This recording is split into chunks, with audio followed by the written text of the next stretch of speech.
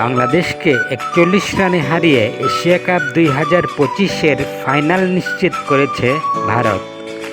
সেই সাথে বিদায় নিশ্চিত হয়েছে শ্রীলঙ্কার। আজ অঘোষিত সেমিফাইনালে পাকিস্তানের মুখোমুখি হবে বাংলাদেশ। এই ম্যাচের বিজয়ী দল আগামী রবিবার ফাইনাল খেলবে ভারতের সাথে।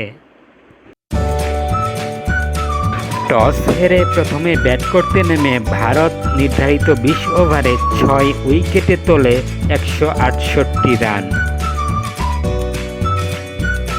ভারতের পক্ষে অভিষেক শর্মা ৩৭ বলে ৭৫ রান করেন।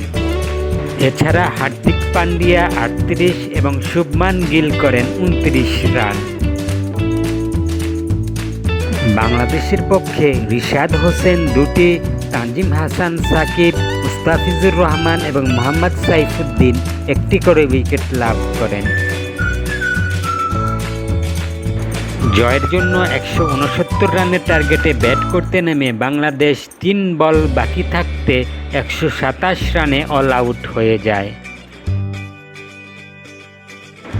বাংলাদেশের পক্ষে সাইফ হাসান ৫১ বলে ৬৯ রান করেন। পারভেজ হোসেন ইমন করেন ২১ রান।